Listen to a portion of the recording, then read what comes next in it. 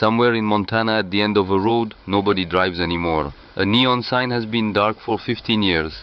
The mountains don't care. They stand behind everything the way mountains do. Patient, permanent, unmoved. Closer now. A gravel lot. Weeds pushing through the cracks. A building that should have been torn down a decade ago, but wasn't. Windows dusty, paint peeling, a handwritten sign still taped inside the glass, today's pie, apple or cherry. Closer still, the front door, two brass keys on a plain metal ring, a hand young shaking slightly, fitting one into a lock that hasn't turned in 15 years. It resists, then it doesn't. The door swings open. Cool air moves. Dust rises in the afternoon light like something waking up. And somewhere beneath the kitchen floor, behind the refrigerator, nobody has touched in 15 years. Something is waiting. The bill was soft. That was the first thing you noticed about it. Not the number printed in the corner, not the faded portrait of Lincoln looking like he hadn't slept in a century, just the softness, the way it had been folded and unfolded so many times that it no longer felt like paper at all. It felt like something that had lived too long in too many pockets to remember what it was supposed to be. Remy Ashford held it in her palm and stared at it. The Greyhound station hummed around her. Fluorescent lights doing that thing they always did at 2:47 in the morning. That particular shade of yellow that didn't exist anywhere in nature. That color that turned every face into a face you wouldn't want to meet in an alley.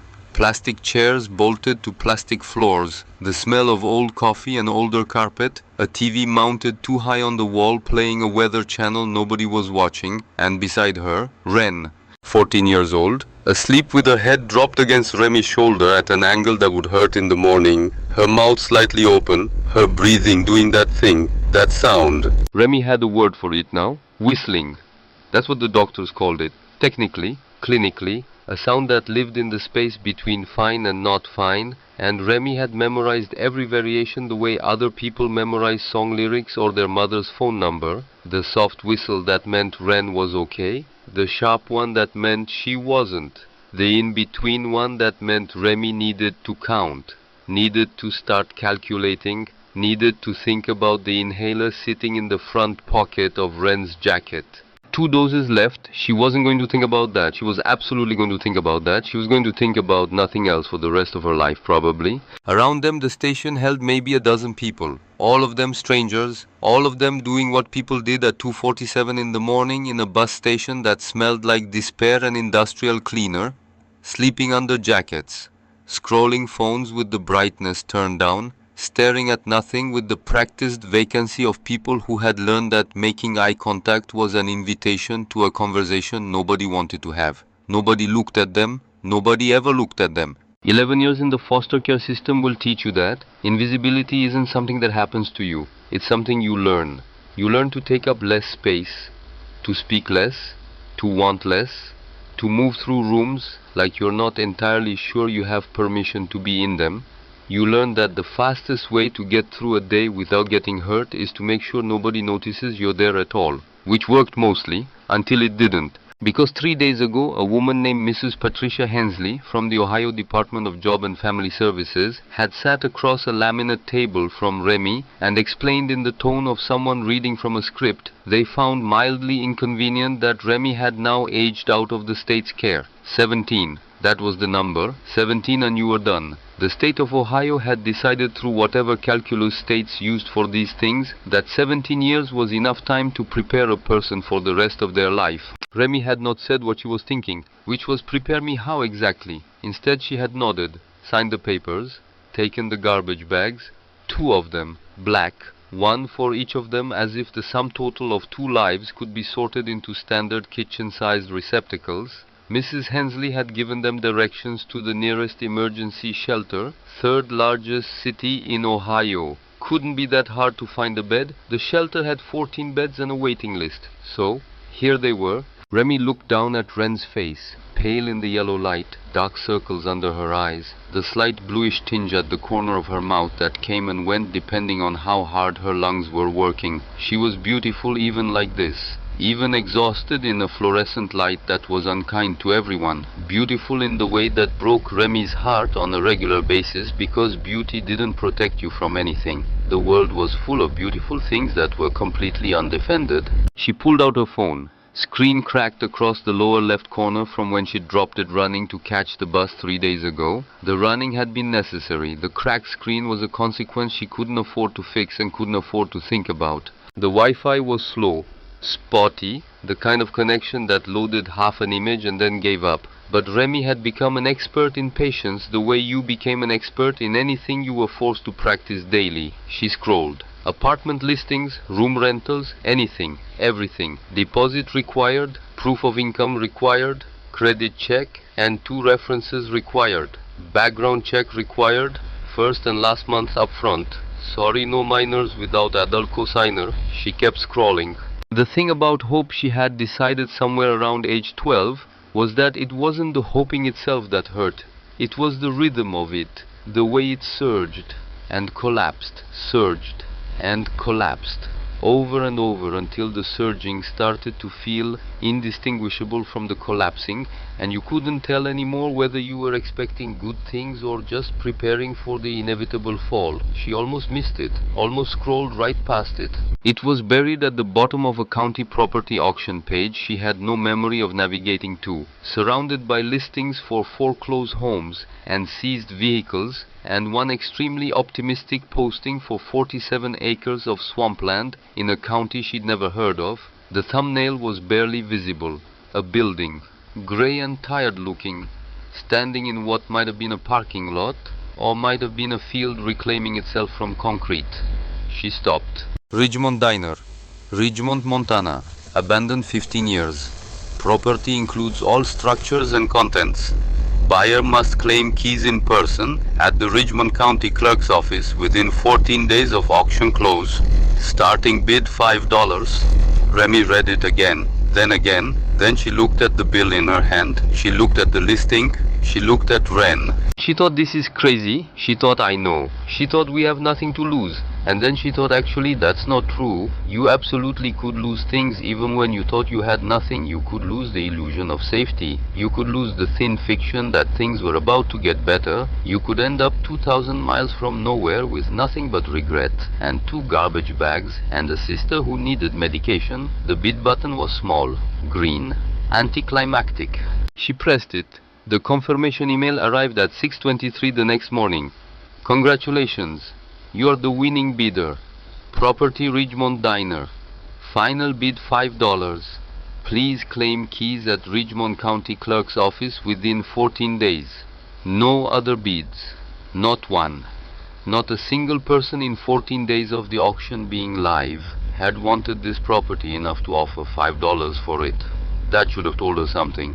It did tell her something. She chose to hear a different thing. Ren woke up while Remy was still staring at the screen. She lifted her head from Remy's shoulder, winced, rolled her neck, blinked at the yellow light like it personally offended her, which it did. Everything at 6:23 in the morning in a Greyhound station earned its offense.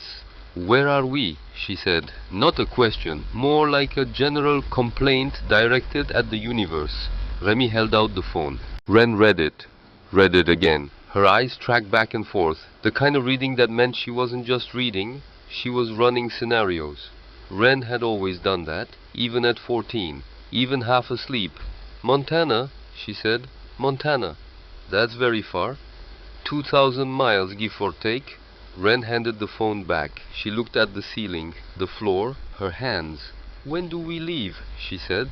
Not is this a good idea. Not are we sure about this. Not what if it's a ruin or a disaster waiting to happen. Just when. That was the thing about Ren that made Remy love her so fiercely it was sometimes hard to breathe. Not because Ren was fearless. She wasn't. The fear was always there in the tight set of her jaw and the way her hands clasped together when she was working something out. But Ren made a choice every single time to walk toward the thing instead of away from it, even when the thing was terrifying, even when the thing was a diner in Montana that nobody had wanted for 15 years. Next bus leaves at 8, Remy said. Ren nodded, reached for her garbage bag. I'm hungry, she said. There's a vending machine.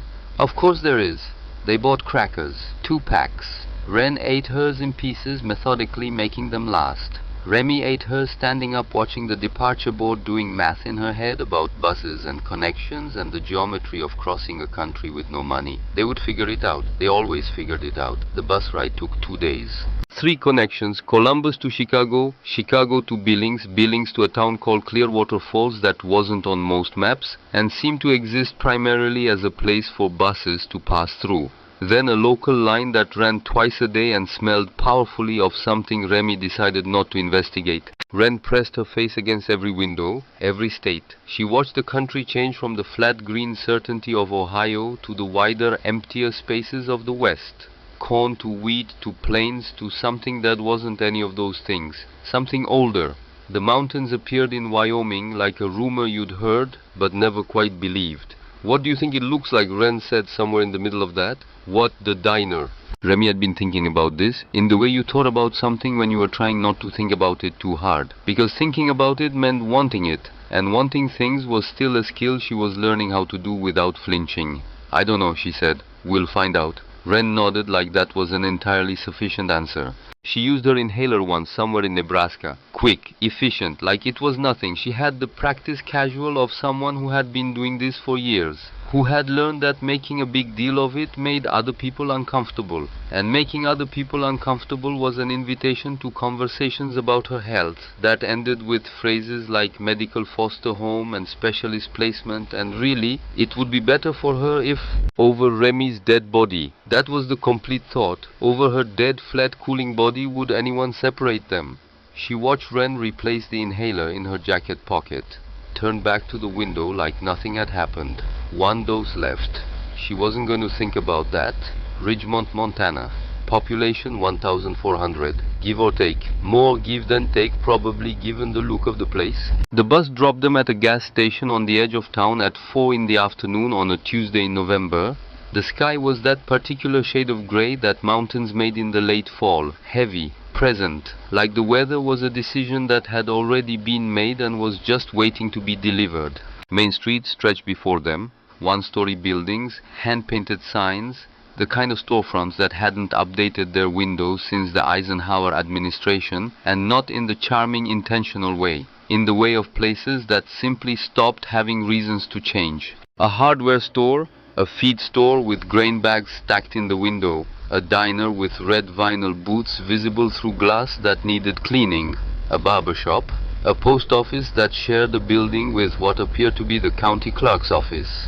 They walked, and everyone stopped to look at them. Not aggressively, not threateningly, just the specific quality of attention that small towns gave to strangers, the mild suspension of normal activity, the slight recalibration of the afternoon. 2 girls with garbage bags, the math of that was visible on every face they passed, being added up and arriving at an answer nobody said out loud. Remy kept walking. Ren kept walking beside her. Neither of them broke stride.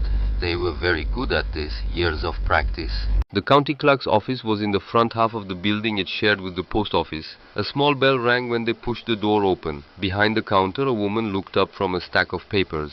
68 maybe, still grey hair, white in places, pulled back with the kind of efficiency that meant she'd been doing it the same way since she was 30 and had never found a reason to change. Reading glasses on a beaded chain, a cardigan the color of old stone. She had the face of someone who had seen a great many things in a great many years and had long since made peace with most of them. This was Eleanor Voss. Remy didn't know her name yet. She just knew the face, and the face, when it landed on them, did something unexpected. It softened, not with pity. That was the thing. Remy could read pity at 50 yards. She'd had it aimed at her so many times she could feel it coming the way some people felt weather. This wasn't pity. This was something else. Recognition almost. The kind of look that meant the person seeing you had been expecting you and was relieved that you'd arrived. "Can I help you girls?" Eleanor said. Remy stepped up to the counter, set the $5 bill down, a little crumpled, a little worn. "We're here to pick up the keys to the Ridgemont Diner." Eleanor's eyebrows rose, slow and deliberate the way things moved when they were carrying weight. "You're the ones," she said. Not a question. "Yes, ma'am." Eleanor looked at her, then at Ren, then back at her. The glasses came off. She folded them with both hands slowly. "How old are you?" 17. And her 14. She's my sister. Eleanor held the glasses for a moment, set them down, opened a drawer. The manila envelope she pulled out was plain, official looking, the kind of envelope that held things that mattered. She held it in both hands without immediately handing it over. That building has been sitting empty for 15 years, she said. Nobody's touched it since Walter Calloway locked the door and walked away. Walter Calloway. Remy filed the name away. The property's in rough shape, Eleanor continued. Old structure. You'd want a professional to look at the foundation before you. We'll be fine. Eleanor looked at her. Long. The kind of look that was doing more than seeing. The kind of look that was listening to something underneath the words. Then she exhaled. Very quietly, set the envelope on the counter and slid it across. The property's about 4 miles east, she said. Right off the old highway. New interstate bypassed this whole corridor back in the 90s. That's why nobody comes through anymore. That's why the diner closed. She paused. Good luck. Remy picked up the envelope. She was almost at the door when Eleanor spoke again. Miss. She turned. Eleanor had put her glasses back on, was looking at a point somewhere slightly to the left of Remy's face, like she was making a decision about something. She would have been glad, she said, to know you found it. Remy stood there for 1 full second. Then she pushed the door open and walked out into the Montana afternoon. 4 miles, in November, in Montana, with garbage bags. They walked. The road out of town narrowed quickly, became a 2-lane highway lined with bare trees and fence posts and fields that had gone to golden nothing for the winter. The further they got from town, the quieter everything became. Just their footsteps on the shoulder of the road, the wind moving through the dry grass, the distant sound of something far away that might have been a truck, or might have been the mountains doing whatever mountains did in November. And Wren's breathing. Always Wren's breathing. The background music of Remy's life. It was steady today. That was good. The walking helped sometimes. Or maybe Wren was just being Wren, which meant declining to give her condition any more oxygen than it had already taken. They didn't talk much. They were comfortable with that. Some people needed to feel silence. The two of them had grown up in silence. In the silence of foster homes where you didn't know the rules yet. In the silence of caseworker offices where someone was deciding your future in a language you weren't taught. In the silence of schools where you were the new student. Again, for the 7th time. Silence was not empty to them.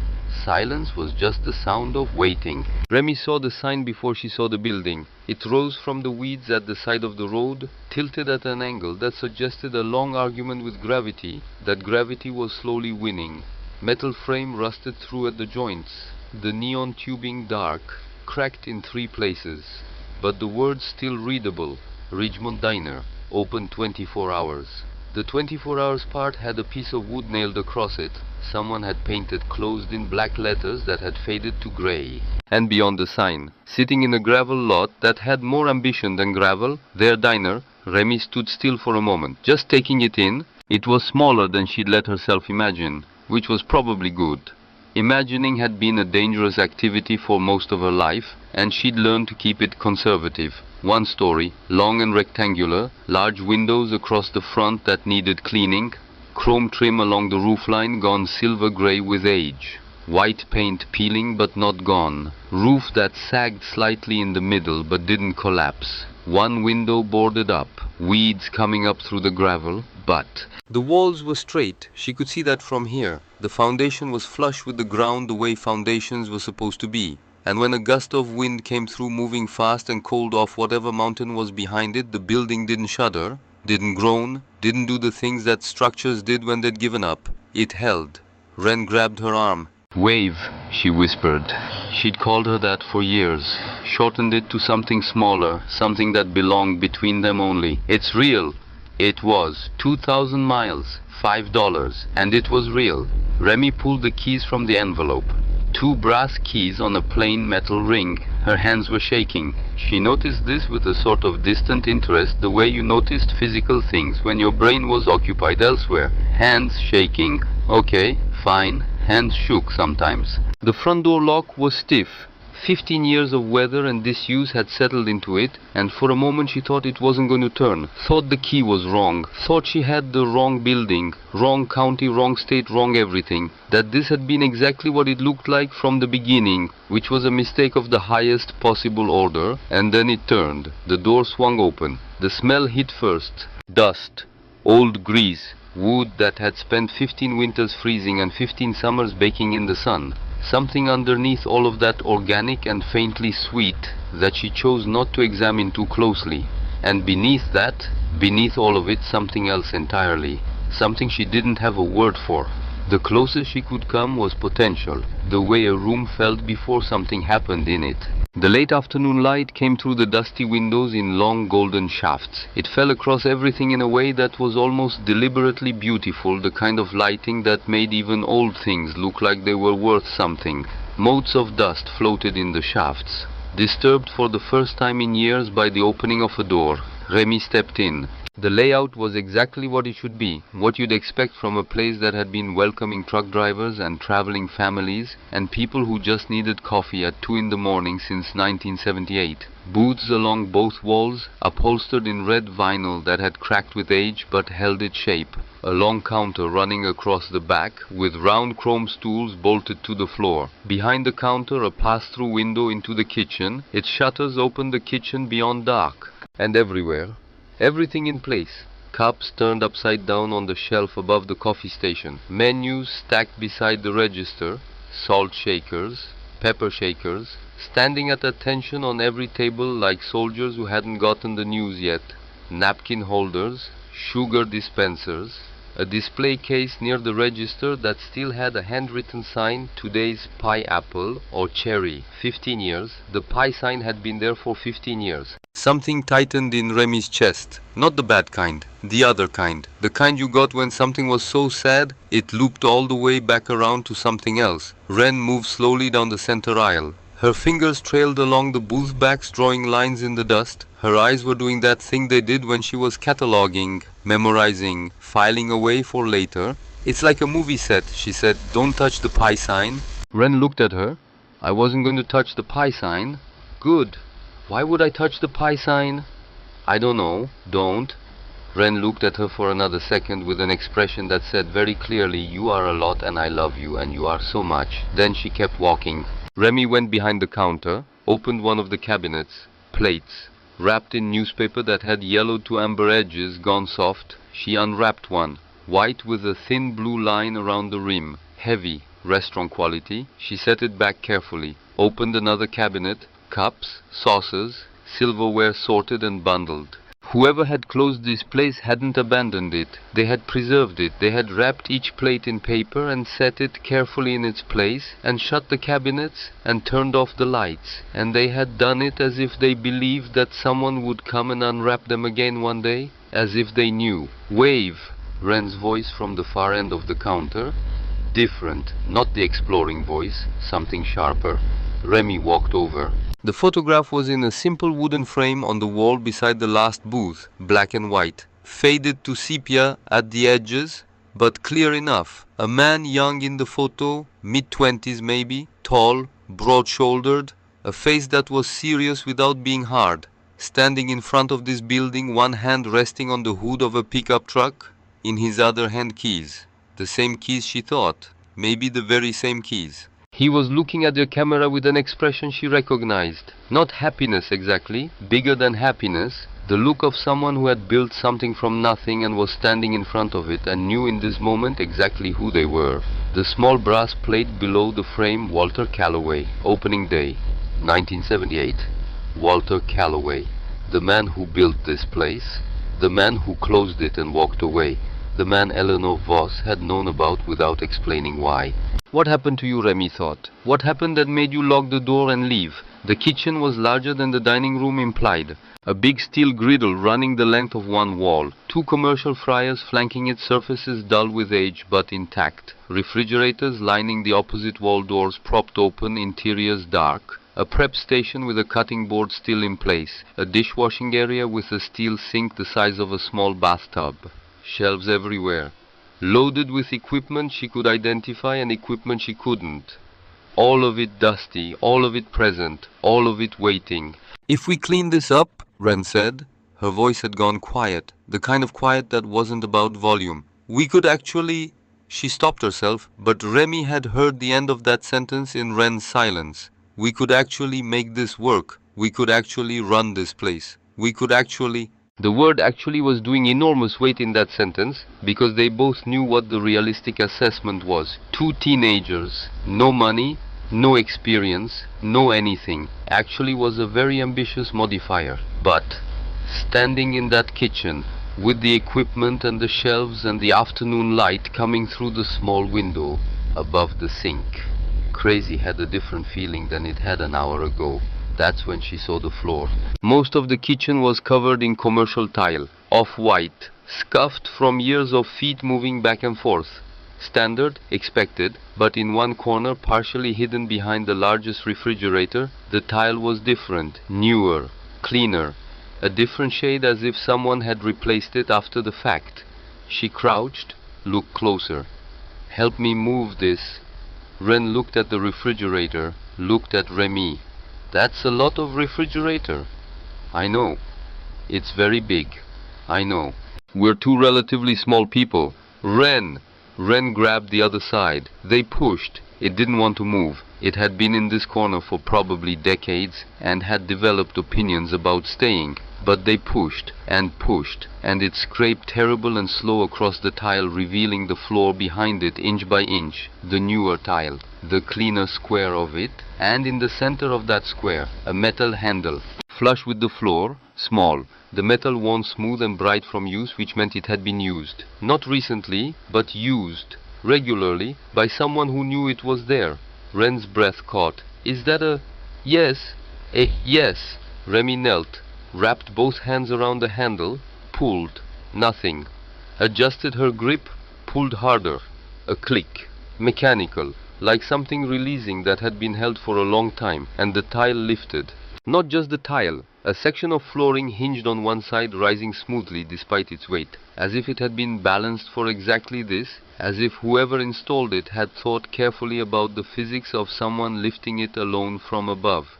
Cool air came up from the darkness below. Clean, dry, the smell of a room that had been sealed carefully, maintained carefully, not abandoned, preserved. A staircase descended into the dark. Remy looked at Ren looked at Remy. Neither of them said anything for a moment. Then Remy took out her phone, turned on the flashlight, and started down. The room was enormous. She reached the bottom of the stairs and stopped. The flashlight beam swept in a slow arc. Concrete walls, concrete floor, ceiling maybe 8 feet up, supported by pillars at regular intervals. And on every wall from floor to ceiling, metal shelving units. Full ones. The kind of organization that didn't happen by accident. She walked deeper. Canned goods sorted by category and date. Vegetables, proteins, fruit. Cases of bottled water stacked in precise rows. Medical supplies in sealed packaging, still in their boxes, labels facing outward. Sleeping bags in vacuum-sealed bags. Blankets folded military neat. Portable camping stoves with their fuel canisters beside them, inventoried and arranged. Flashlights and batteries kept together so you'd never find one without the other. In one corner, a generator, connected to what appeared to be a ventilation system running up through the ceiling. Fuel containers stacked beside it, labeled in clear handwriting. Maintenance log hanging on a nail. On another shelf, tools, every kind, organized by use, not by size. The organization of someone who thought about what you'd need a thing for before they put it away. This wasn't a basement, she understood that clearly. This was a bunker. And someone had spent years, not months, years, stocking it, maintaining it, updating it. The dates on some of the supplies were recent. The generator had been serviced within the last 2 years. This wasn't a thing built and forgotten. This was a thing built and tended. Wave. Ren's voice from behind her. She'd come down the stairs without Remy noticing. She was standing next to a metal desk tucked against the far wall, the beam of her own flashlight on it, a lamp, a stack of papers organized under a smooth river rock used as a paperweight, and beside them, a journal, leather cover, dark brown, worn at the corners, the kind of worn that came from years of hands, not damage, use. Remy crossed the room. She picked it up. The leather was soft, warm seeming even in the cool air of the room. She opened it to the first page. The handwriting was careful, precise, the letters formed with the kind of deliberateness that belonged to a different era, each one placed as if it mattered. The ink slightly faded but entirely legible, and she read, "If you're reading this, then you found the basement. I don't know who you are, I don't know how you came to own this place, but if you're reading these words, then you're the person I've been waiting for. Because whoever you are, you're not here by accident. Nobody finds their way to this room by accident. My name is Walter Calloway. I built this diner in 1978 and I built this bunker in the years that followed. I was a soldier once. I learned in ways I won't describe here what happens when people are caught without shelter, without food, without the basic architecture of survival. I promised myself I would never let that happen to anyone in my community, not if I had any ability to prevent it. So I built this, shelf by shelf, year by year. I catalogued it and maintained it and updated it. Some people called it paranoia. Maybe they were right. But here's what I know. The world breaks people. It breaks them in ways that have nothing to do with their character or their worth or the effort they've put in. Sometimes the floor just falls out from under you and there's nothing you could have done differently. And what you need in that moment isn't judgment or assessment or a committee deciding if you deserve help. You need a floor. I built this floor. Use it. All of it. Whatever you need. But there's something else I need to tell you, something that won't be in any of the inventory lists or the maintenance schedules or the instructions I've left for the generator. There was a girl. She was 19 when she came to Ridgemont. No family, no money, no plan. She had the look of someone who had been getting by on determination alone for so long that they'd forgotten it was supposed to be hard. I hired her the day she walked in. I never asked for a resume. I never asked for references. I asked her name. Her name was Savannah. Remy stopped reading. The word sat on the page, small, 6 letters, the kind of word that shouldn't be able to do what it was doing to her chest right now. She started reading again. She worked here for 1 summer. The best summer this diner ever had, not because business was good though it was, but because she made everyone who walked through that door feel like they'd been expected, like the whole place had been waiting for them specifically. She had a gift. Some people do. Then she left. One morning she was gone. A note on the counter thanking me for everything, asking me not to follow. I followed. Of course I followed. But she was smarter than me, and she'd had more practice at disappearing. I found nothing. I spent 20 years looking for her, hired investigators, followed leads, followed dead ends, found her eventually the way you found things you'd been dreading all at once at 3 in the morning in a single phone call. She was gone. A car accident, years ago. I thought that was the end. But then I learned about the girls, 2 daughters. In the foster care system in Ohio, records sealed. The courts immovable on this point. I tried everything available to me. Nothing worked. I was old by then, sick, running out of time in ways I could feel but couldn't stop. So I did the only thing I had left to do. I listed this property at public auction. Starting bid $5. Requirement buyer must claim keys in person. I figured that whoever was desperate enough to travel 2,000 miles for a $5 building, whoever needed it that badly, was the right kind of desperate. The kind Savannah was when she walked through that door all those years ago. And if fate was going to send me her daughters, which I believed with every irrational bone in my failing body it was going to do, then I believed they would find their way here. If you're reading this, welcome. This place was built for you, even though I never got to meet you. Walter Calloway, 2022. Remy held the journal. Read it again. All of it. Then again. Savannah. A girl who came to Ridgemont with nothing, who worked here 1 summer, who the owner loved like a daughter, who disappeared one morning and spent the rest of her short life somewhere else, who died in a car accident, who left behind 2 daughters. Her mother's name was Savannah Ashford. She had died when Remy was 6. Car accident on a rainy night in November. A truck driver who ran a red light. A gallon of milk on the passenger seat that never got home. Her hands were shaking. Not a little, a lot. Both of them. The journal trembling in her grip. Remy. Ren's voice very quiet. She was standing close. Had been standing close for a while probably. What does it say? Remy looked at her. And then she did something she had not done in a very long time. Maybe since a rainy November when she was 6 years old, and a woman had sat her down in a room with beige walls and explained in language carefully chosen for a child that her mother was not coming home. She started to cry. Not loudly. That wasn't how she cried. Remy cried the way she did most things contained. The tears came and she let them come, and she didn't try to explain them, and she didn't try to stop them, because someone had loved their mother. Someone had loved her in this building, in this town, in this life that existed before Remy existed. And that someone had spent the last years of his life trying to reach them. And he had, in the only way he had left. Ren took the journal from her hands. Gently. Read it. Remy watched her read it, watched her eyes go through the words, watched her get to the part about Savannah, watched her face do what faces did when they understood something that could not be undone. He knew Mom, Ren said, very quietly. He did. He loved her. He did. Ren held the journal in both hands, small hands, with the bitten nails and the calluses from years of everything. She held it like it was something that mattered. She was here, Ren said. Right here, in this room, in this building. She was? Ren looked around. The shelves, the generator, the careful rows of everything, the floor beneath their feet. He built all of this. For her at first, and then for us. Remy nodded.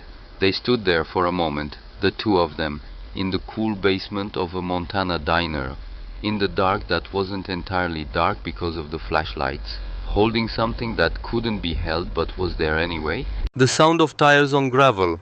It came from above them. The crunch and settle of a car coming to rest. Remy looked up instinctively, which was pointless since there was nothing above them but concrete and kitchen floor. But the instinct was there. She climbed the stairs, pushed up through the hatch, crossed the kitchen, crossed the dining room, looked out the front window. A man standing in the parking lot, older, 70s, tall and lean, the kind of tall that had started bending slowly at the shoulders. White hair that went in several directions without achieving any of them. Overalls over flannel. Boots with serious mud.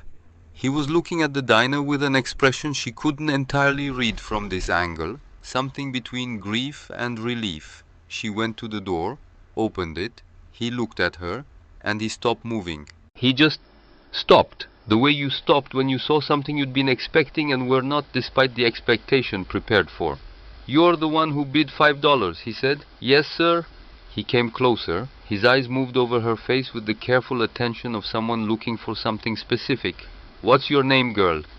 Remy Ashford." He stopped. The name landed on him like something physical. She saw it, the slight backward shift of his weight, the way his eyes changed. "Ashford," he said. "Yes, sir." "Your mother."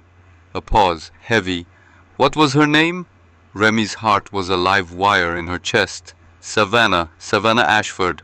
Ray Okafor stood very still.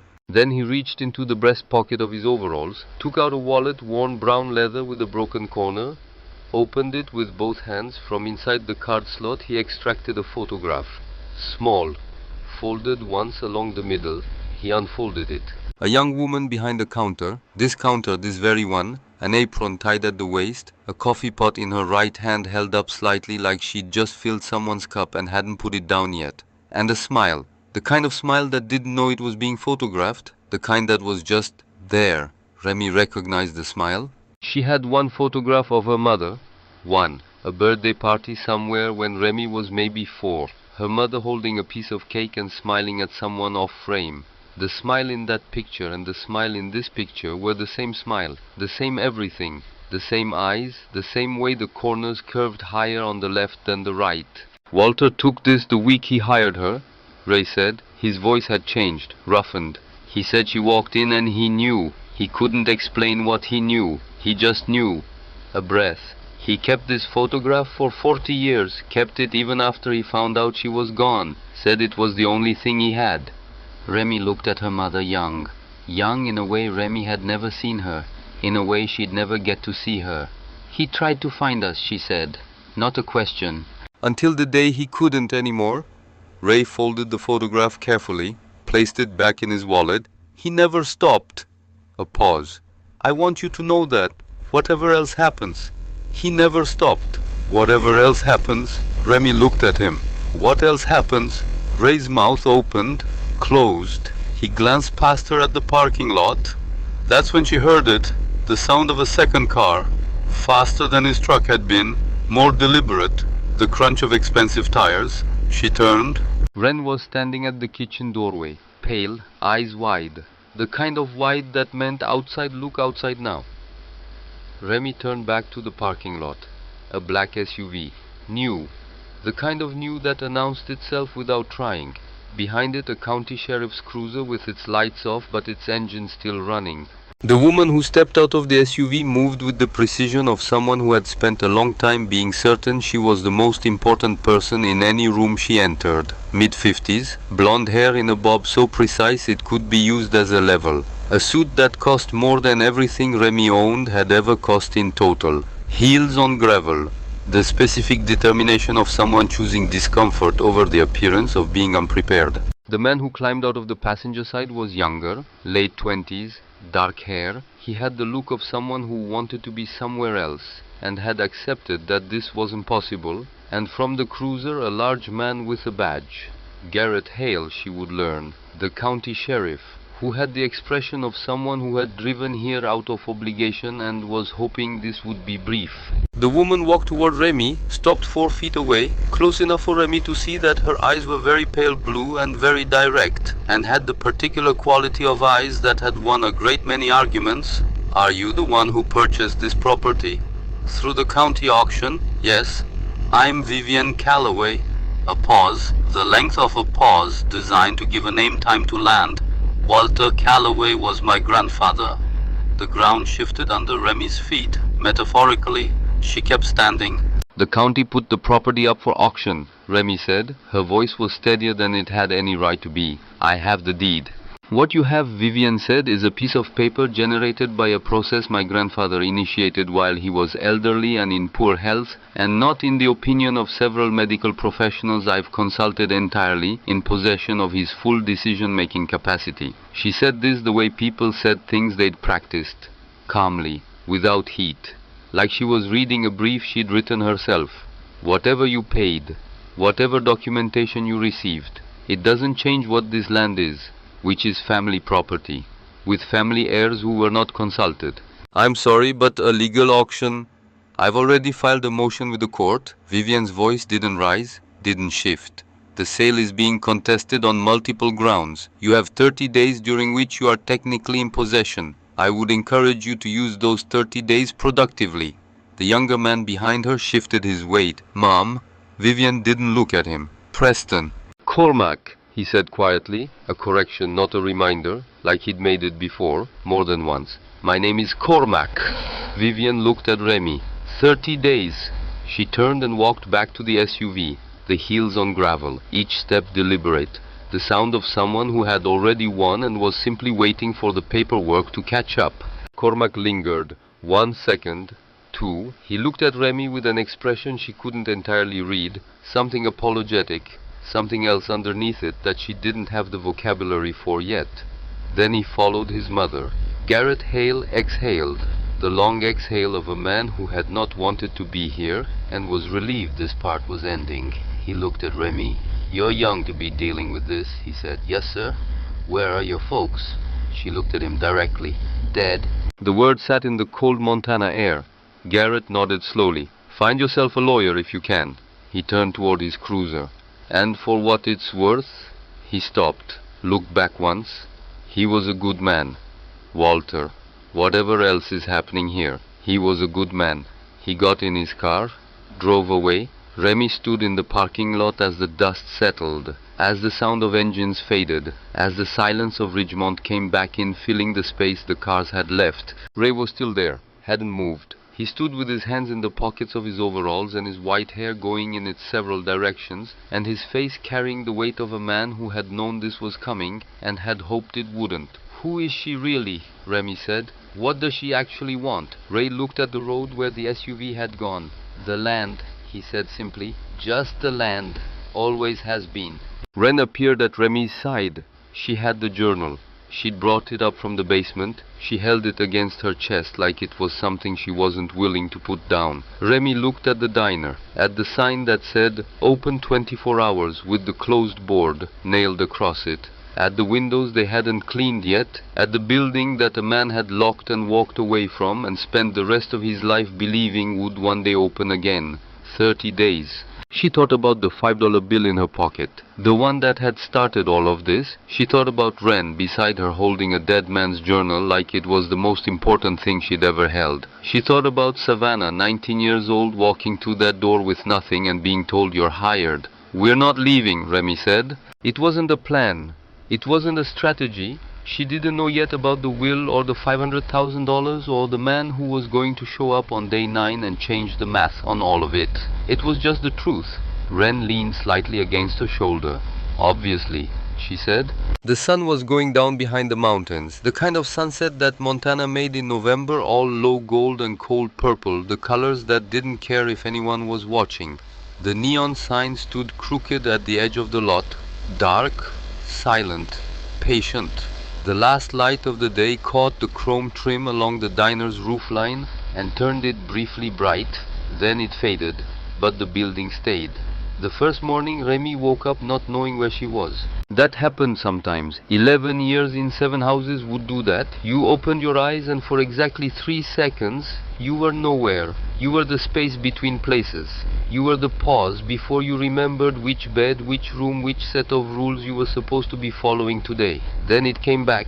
Montana, the diner, the basement, Ren, breathing steadily on the sleeping bag beside her, one arm thrown over her face in the way she'd slept since she was 5. The journal on the desk. Right, okay, she got up. The days had a shape after that, not a comfortable one, not the shape of a life that knew what it was doing, more like the shape of someone trying to build something while already in the middle of needing it. You didn't stop to assess, you just kept building. Remy swept. Ren wiped down windows. They discovered that the coffee machine worked if you talked to it firmly and tapped the right side panel twice, which was either a mechanical reality or a small superstition she was choosing not to examine. The pipes ran brown for 3 minutes and then clear, which Ray had warned her about. The lights came on in the main dining room and 2 of them immediately blew, which they could not afford to fix yet, which became a list. The list became a system. The system became a reason to get up each morning. Ray appeared every day around 9. No announcement, no explanation. Just his truck pulling in and his boots on the steps and a paper bag set on the counter. Groceries, simple ones. Bread, soup cans, apples when they were on sale. He never asked if they needed it. He never framed it as anything. He just set the bag down and started whatever task he'd apparently already decided he was going to do that day. They didn't talk much. They didn't need to. But he told her things in pieces, the way older people told you things, not in narratives, in fragments that you were supposed to assemble yourself. Walter had built the first 2 shelves in the basement in 1983, after a bad winter. After he'd seen a family on the county road with 4 children and nowhere to go, he'd driven them to the shelter in Billings himself and come home and started building. Savannah had reorganized the entire kitchen system in her 2nd week of working there. Walter had come in one morning to find every label facing outward and every tool sorted by what you reach for it to do rather than what shape it was. He'd never changed it back. The diner had been full every morning until 1997 when the interstate went through and took the through traffic with it. Business dropped 60% in 18 months. Walter let 3 people go and kept 5 and worked 16-hour days and still lost money. He held on for another 12 years before locking the door. Remy listened to all of it, stored it, the way you stored things when you knew they mattered but weren't sure yet in what shape. Mabel Hurst arrived on the 3rd day, a Tuesday. She didn't knock. That was the first thing. The door simply opened and she was there, small, wiry, 71 years old, with silver hair that curled naturally and hands that were the hands of someone who had used them every day of their life. She wore a canvas jacket and sensible shoes, and an expression that suggested she had decided something and was now in the process of executing it. Ren and Remy both looked up from the booth they were cleaning. Mabel looked at them, then at the diner, then at the coffee machine behind the counter. "That still work?" she said. "If you tap it," Remy said. "Left side or right side?" "Right." Mabel walked behind the counter. tapped the panel, started the machine, took a mug from the shelf and turned it right side up like she'd done it 10,000 times, which she had, for 15 years. She poured coffee, drank it standing up, set the mug down. Then she picked up a dishcloth, looked around and started wiping the counter. Remy and Ren exchanged a look. Ren's look said, "Are we going to say something?" Remy's look said, "I have no idea." Ren's look said, "Great, helpful, thank you." Remy opened her mouth. "I was here for 15 years, Mabel said without looking up. "Before Walter closed it. I know where everything is. I know what doesn't work and why, and what you can do about it." A pause. "Your mother was here the summer before I started. I was hired in September. She left in August. We missed each other by 6 weeks. Silence. "You knew," Remy said. "I suspected. The minute Eleanor called me to say someone had finally claimed the keys. Eleanor called everyone who mattered when anything happened in Ridgemont. That was just how Eleanor operated. I nearly drove out that same afternoon, but I stopped myself." A pause. "You have her eyes, same shape, same way they go still when you're thinking." Remy didn't know what to do with that information. She filed it in the category of things she would process at some unspecified future time when she had emotional bandwidth available, which was a category currently running several months of backlog. "Why didn't you come right away?" Ren said. Direct. Ren had always been direct. One of many reasons Remy admired and occasionally found exhausting her 14-year-old sister. Mabel finally looked up. Her eyes were very clear gray. The kind of eyes that didn't miss things. "Because you needed to get there yourself first," she said, "before anyone told you who you were supposed to be. You needed to walk in and decide what this place was to you before anyone put a story on top of it." She went back to wiping the counter.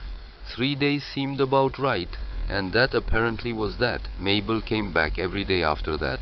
She taught Remy the griddle, not just how to use it, how to hear it, the difference between the sound it made when the heat was right and the sound it made when it was running too hot at the edges, the difference between the smell of butter about to brown correctly and butter about to burn. She taught it the way you taught something when you'd learned it by doing it 20,000 times. She said very little, demonstrated by doing, corrected with one precise sentence when correction was needed. She taught Ren the coffee, not because Ren had asked, because Mabel had watched her for 2 days and assessed and decided. "You're precise," Mabel told her. "You pay attention. Coffee rewards that." Ren looked faintly pleased and tried not to show it. Between the work Mabel talked, not constantly, not in the running commentary style of someone filling silence because silence made them nervous. She talked in the way of someone who had been collecting things for a long time and had now found a reason to take them out. Walter had known, she said, that the diner's days on the highway were numbered from the moment the interstate planning maps became public in 1991. He'd known years before the closure. He hadn't fought it. He'd started building the second level of the basement instead, like someone who knew the storm was coming and chose to build the shelter rather than argue with the weather. His daughter Vivian's mother had never understood that, had never understood him, had spent 30 years believing that the diner mattered more to him than people did, which was the opposite of the truth. The diner was how he got to the people. It was never the end. It was the means. He had a gift, Mabel said one afternoon. She was rolling out pie dough. She brought her own rolling pin, which told Remy everything she needed to know about Mabel. Foreseeing what people needed before they knew they needed it themselves. Your mother walked in and he saw someone who needed to be told she was capable. So he gave her responsibility, real responsibility, the kind that says, "I trust you with this." What did she do with it? Ren asked. Everything. Mabel pressed the dough into the pan without looking up. She did everything with it. The room was on the second floor. Remy found it on day 6, not because anyone told her about it, because she had developed the systematic habit of opening every door she encountered in the building, the way you develop systematic habits when you'd lived in houses where not knowing what was behind the door was a liability. She had missed this door initially. It was at the end of a short hallway above the kitchen, behind a storage rack loaded with folded tablecloths, old ones, white cotton edged in blue. She moved the rack and the door was there. A small room, not much bigger than a walk-in closet, though clearly intended as something else. A window on the far wall, small, looking out at the mountains. A narrow cot frame, no mattress. A wooden chair.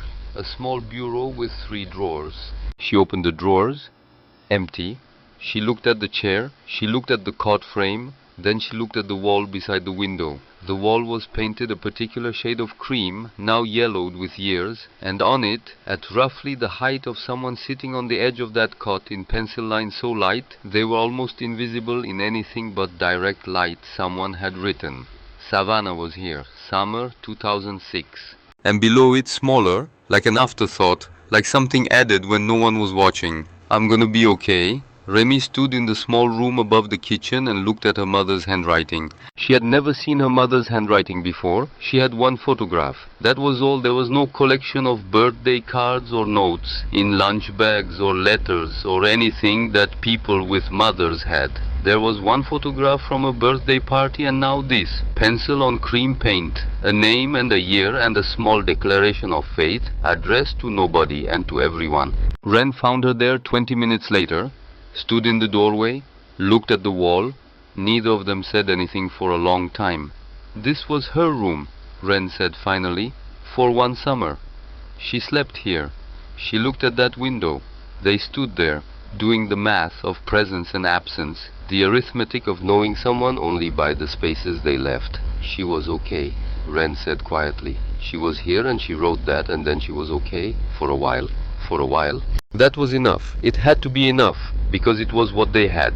Remy left the writing on the wall exactly as it was. The legal situation was what she'd expected, which was complicated, expensive, and designed by people with more resources than she had. The lawyer she found was 28 years old and drove 40 minutes from Billings twice a week and worked out of a shared office space above the pharmacy on Main Street. His name was Daniel Reeves.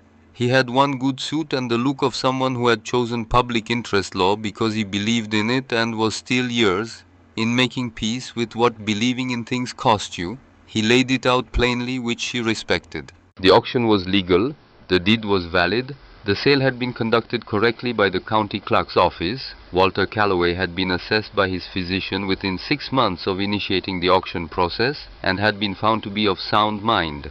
But, Daniel said, there it was.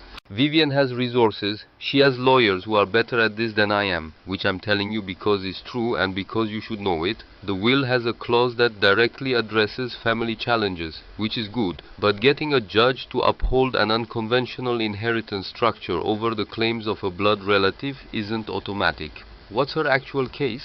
Remy asked. She'll argue undue influence, that Walter was manipulated. She'll argue the auction was designed to circumvent legitimate heirs. He designed it, to find specific people. I know.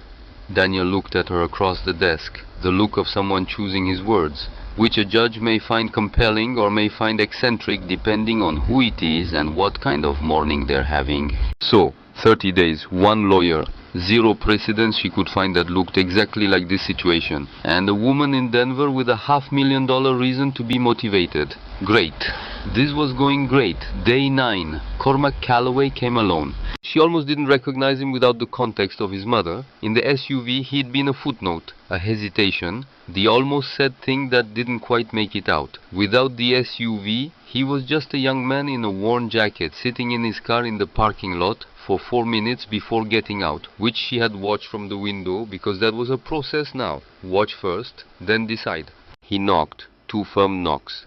The kind that said, I'm not sure I should be here, but I'm doing it anyway. She opened the door. He looked at her, looked past her at the diner, then back at her.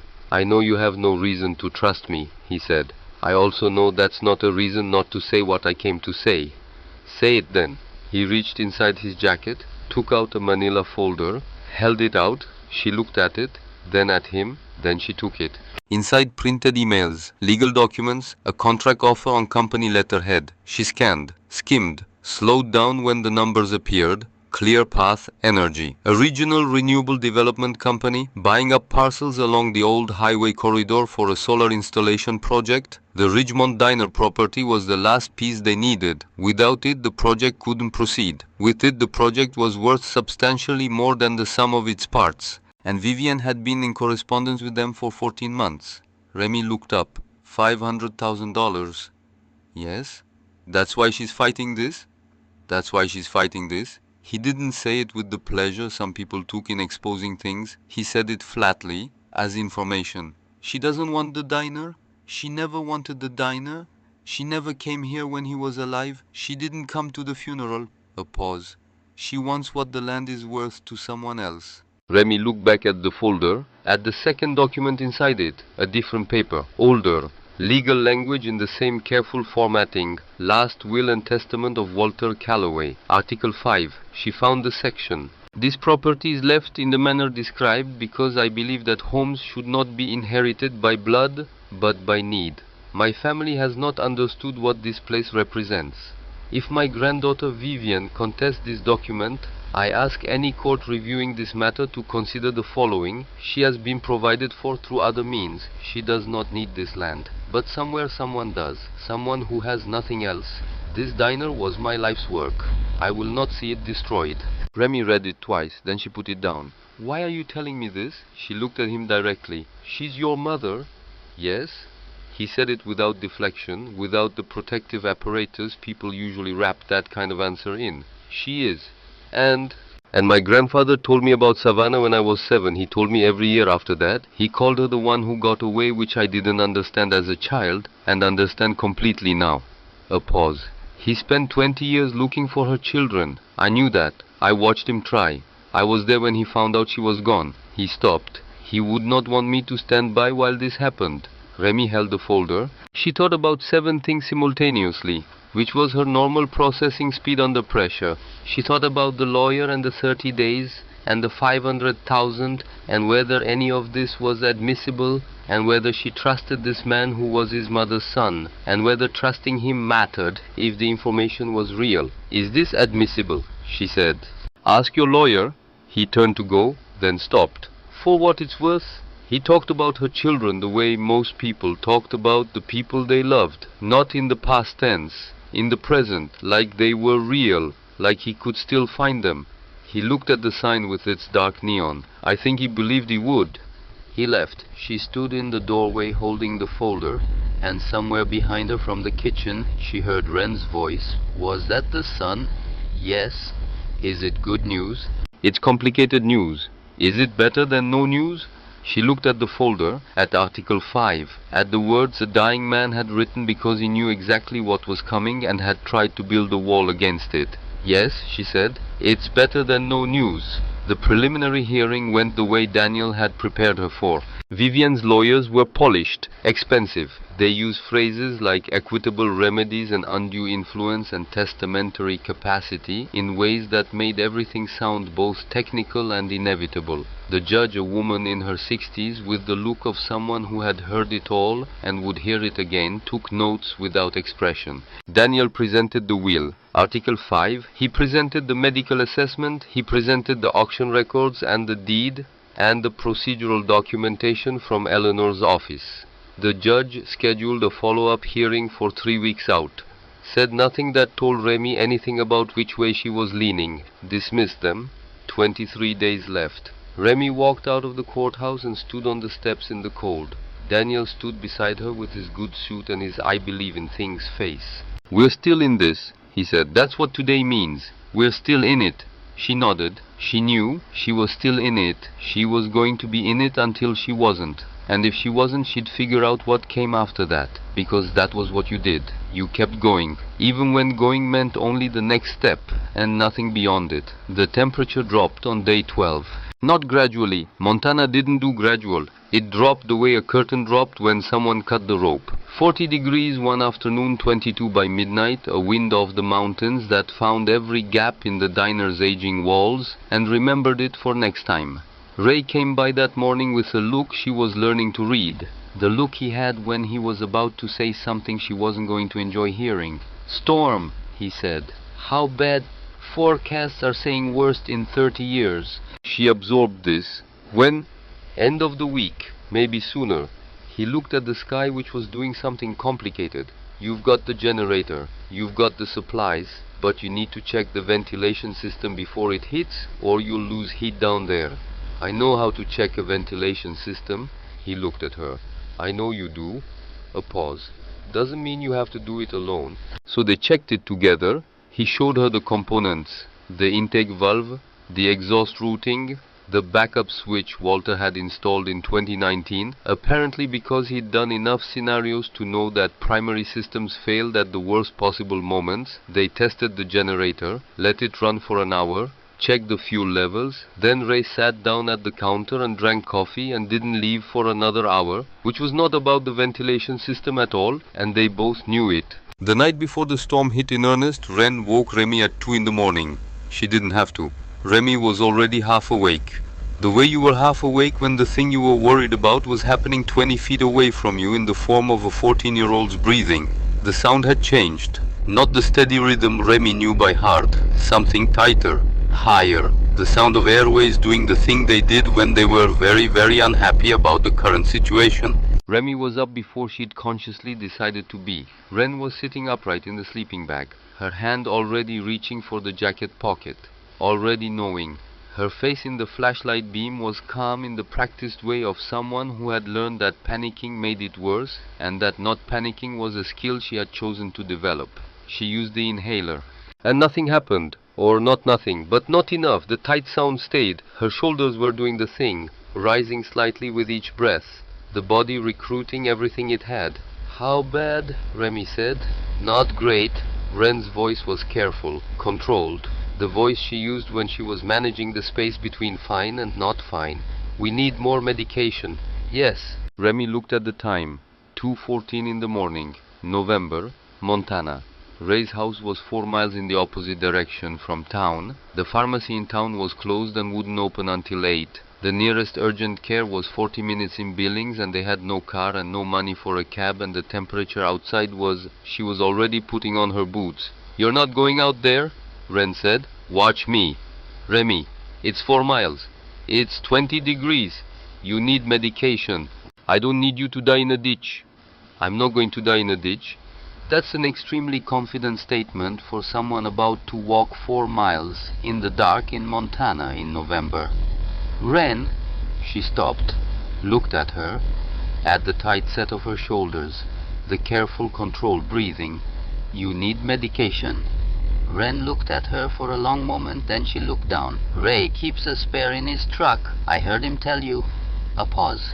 There's a spare key under the rear bumper. Of course there was. Of course Ren had been listening to that. Of course she'd filed it away. I'll be back in an hour. Remy, keep breathing. She pulled on her coat. That's your only job right now. Keep breathing. The cold was a physical force that met her at the door and pushed back. The kind of cold that went through a coat like the coat was decorative. The kind that made your eyes water immediately and froze the tears on your cheekbones before they got anywhere. 4 miles. She'd walked worse. She'd walk worse with less. She'd walked through parking lots at 3 in the morning in Columbus with everything she owned on her back and a 14-year-old trailing her and no destination and nowhere to go, and she'd kept walking, and she'd figured this out too. The road was empty. Of course it was. Nobody in Ridgemont was walking 4 miles at 2 in the morning in 20-degree weather because nobody in Ridgemont had to. That was the thing about having resources. You didn't have to do the math of the alternatives. The math just happened. There was a car, there was money, there was a phone number to call. Remy had none of those things. She had 4 miles. She walked. Ray's truck was in his driveway. The house dark. She went straight to the truck, crouched at the rear bumper, found the magnetic key box, opened it, found the truck key and the small key to the lockbox mounted in the truck bed, found the lockbox, found the spare inhaler inside it with a note in Ray's handwriting that said, for emergencies, use it. She was going to cry about this later. Not now. Later. She wrote a note on the back of a gas receipt she found in her pocket. Ray took inhaler replacement fund started. I'm good for it. R. Placed it on the truck seat, locked the truck, replaced the key. Then she ran. Not the whole way. She couldn't run the whole way. But the first mile she ran because Ren was alone in a basement with a ventilation system and an asthma attack, and every second she spent not running was a second that mattered. She made it 3 miles before her legs simply stopped. Not tired. Done. The particular failure mode of a body that had been running on adrenaline and inadequate nutrition for 12 days and had finally located the bottom. She went down on the shoulder of the road.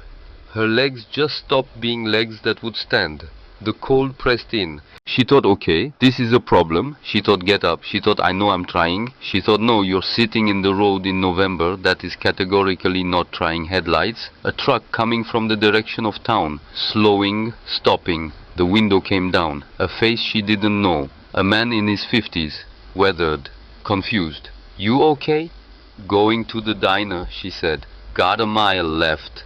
He looked at her, at the nothing around them, at the inhaler in her hand.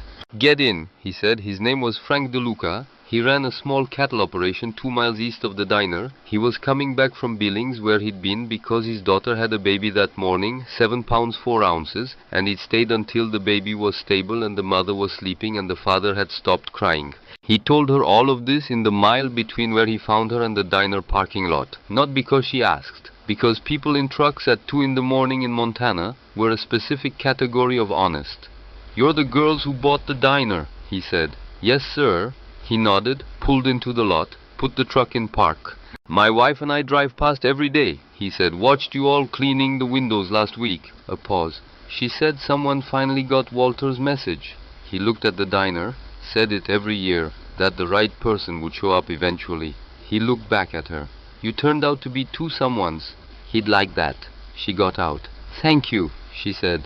Go take care of your sister, he said. Wren was still sitting upright when she got back. Still breathing carefully. Still doing the managed work of it. She used the new inhaler. This time it worked. Remy watched the tight lines around her eyes ease. Watched the shoulders drop back to where shoulders belonged. Watched the color come back. The color was so specific. The difference between someone whose body was at war with itself and someone who had been given the thing it needed to stop fighting. She sat on the floor beside Wren's sleeping bag. You went out in 20-degree weather at 2 in the morning for me, Wren said. Yes? In the dark? There were stars. Were they helpful? Not especially. Wren looked at her. The look she reserved for moments when she thought Remy had done something extraordinary and was also absolutely furious about it and had no idea which feeling to lead with. Thank you, she said quietly. Don't thank me. I'm thanking you. I'd rather you just... I'm thanking you, Remy. She stopped, exhaled. The cold of the walk was still in her bones, the particular cold that took time to leave. You're welcome, she said. They sat in the basement until the generator's hum felt like a heartbeat, until Wren's breathing sounded like nothing at all, until the silence was just silence. By morning, the story had moved through Ridgemont the way stories moved in small towns, which was completely and with embellishment. Mabel arrived at 7. She didn't say anything about it. She just set a bag on the counter and unpacked it, a prescription bottle, an appointment card for a pulmonologist in Billings who had agreed to a sliding scale payment and a small envelope. Open it later, Mabel said. Remy opened it now. Inside, $200 in bills of various denominations, used, the kind of money that had been gathered from different places. Mabel. My husband had asthma for 30 years. Mabel was already at the coffee machine, tapping the panel. I know what a rescue inhaler costs. I know what the preventive costs. I know what happens when you can't get either. She turned around. Her eyes were doing what they did when she meant something completely. This is not charity. Do you understand me? This is what a community is supposed to do. This is what it's supposed to be for. She paused. Take it. Remy took it. She felt, and this was specific and strange, she felt like a person who deserved help. Not like a case, not like a situation, not like a file with a number, like a person. The distinction mattered more than she had words for. She didn't say any of that. She just folded the envelope. Thank you, she said. Mabel turned back to the coffee machine. Now come here and let me show you what you're doing wrong with the pastry flour. You're measuring it wrong and I've been watching it for 3 days. The snow started on a Thursday. Freezing rain first. The particular cruelty of that ice forming on every surface before the snow arrived to cover it. The road out of town became glass. The power lines made sounds she'd never heard from power lines. The temperature dropped through the night in a way the thermometer seemed almost reluctant to track. Cormac had called that afternoon ahead of the storm. He was driving up from Billings to check on some of Walter's affairs with a local attorney, he said. He'd be staying in town at the Ridgemont Motel, the small one on Main Street that rented by the week. If they needed anything, he'd be there. He said this matter-of-factly, without agenda as far as she could tell. She said okay and hung up and filed it away. By Friday morning, Ridgemont was buried. Not as a metaphor, as a fact. 2 feet of snow overnight and another foot coming. The power went out at 7:42 in the morning. Not flickered, not surged, just went. The quiet that replaced the constant low hum of electricity was a particular quality of silence that took a moment to understand. Then Wren said, "The generator." They went down, the hatch, the stairs, the cool dry air of the basement that Walter had built with ventilation and insulation and forethought. Remy found the generator switch, the primary one Ray had shown her. She pressed it. The generator started on the first try. The lights came on. The ventilation hummed. The warmth began its slow return to the room. She stood there for a moment. Just stood there. 40 years, Walter. 40 years of doing exactly this, of stocking and checking and maintaining and preparing, and here was the moment. Here was why. An old man who had spent 4 decades thinking about what people would need when things went wrong, and he'd gotten it exactly right. She wished she could tell him. The knock came at 9:15 at night. She heard it from the basement, through the hatch. Faint but deliberate, she climbed up. The front door, she opened it. Garrett Hale stood on the step, snow on his shoulders, ice in his eyebrows. Behind him, his cruiser lights still on, barely visible through what had become a whiteout. Behind that, nothing. The white nothing of a storm that had swallowed the world. He looked at her. "Power's out across the entire county," he said. "Temperatures dropping to -28, maybe lower." He stopped. "We've got families with no heat, elderly residents, children." Another stop. "I heard there's a generator down here, and supplies." The moment before she answered lasted exactly 1 second. 1 second where she thought about all the people who had looked at them like they didn't belong. All the faces on Main Street. The judge who hadn't told her anything. Vivian's polished lawyers. The 30 days. The $500,000 sitting on the other side of a courtroom argument that might not go her way. And then she thought about a man who had built this room for people who needed one. Any people. Not specific ones. Not the ones who deserved it. Just people. She stepped aside, opened the door. "Bring everyone," she said. "We have room." They came in waves. A family from the farmhouse up the road, 4 children, the youngest crying from the cold. 2 elderly sisters who lived together on Main Street, holding each other's arms on the icy steps. Frank DeLuca and his wife, who had driven through the storm because the baby was coming home from Billings today and they couldn't get back. A young couple from the apartment above the feed store whose landlord hadn't fixed the furnace since October. And more. And more. By midnight, 38 people were in the basement of the Ridgemont diner. Sleeping bags unrolled on every flat surface. Blankets from the shelves still in their vacuum packaging opened and distributed. Portable stoves going. Soup cans from the sorted, dated, carefully organized shelves. Crackers. Canned peaches.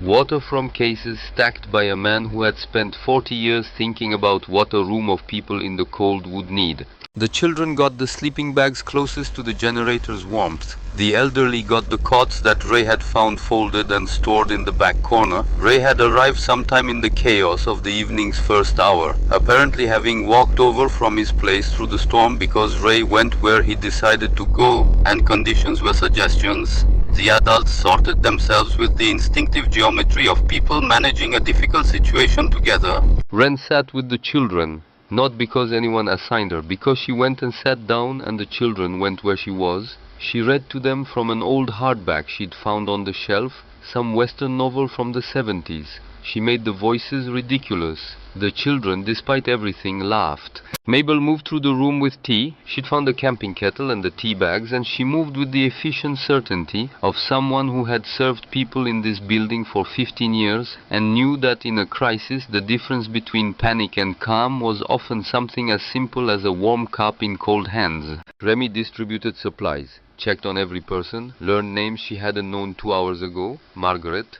Carol, the DeLuca grandchildren. The elderly sisters, both with names that started with B, which everyone found confusing but also somehow sweet. At some point in the night, a woman named Sylvia, 74, hands gnarled with arthritis, caught Remy's arm as she passed. "Are you the girl who bought this place?" she said. "Yes." Walter built this room. Not a question. Yes? Sylvia looked around, at the people, at the warmth, at the food and the light, and the improbable, impossible fact of 38 people being safe in a room that nobody had been in for 15 years until 3 weeks ago. He used to say, Sylvia said slowly, that the point of being prepared was never to be the only one who survived something. He said, what good is a boat if you're the only one on it? She looked at Remy. He'd like this. Remy looked at the room. She thought, yes, he would. She thought, I hope wherever you are you can see this. She thought, but we're here now. We're here. Mabel sat beside her around 2 in the morning. The room had quieted. Most people sleeping. The generator, a steady heartbeat beneath everything. Can I ask you something? Remy said. You can ask, Mabel said, which was not yes but was not no. He told me what he hoped. He never knew if it would work. He just believed it would. A pause. That's what faith is, I think. It's not certainty, it's choosing to act as if the thing you hope for is possible, even when the evidence is thin. Remy thought about a $5 bid on a listing she'd almost scrolled past. Thin evidence? Sure. He loved your mother, Mabel said. Not romantically, as a parent loved a child they didn't know they needed until that child appeared. As someone who looked at a lost girl and thought, this one I can help. She looked at her hands. He never stopped grieving that he couldn't save her from what came after. He did help, Remy said. He built all of this. Yes, Mabel said. He did. The generator hummed. Somewhere in the room one of the children laughed in their sleep, random and unguarded and completely unrelated to their circumstances. And then the radio on Garrett's belt crackled to life. Static. A dispatcher's voice fragmented.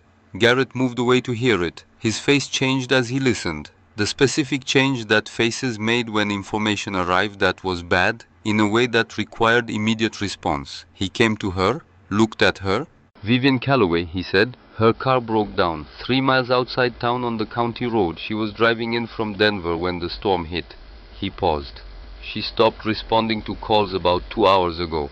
The room had gone quiet around them, not silent but quieter.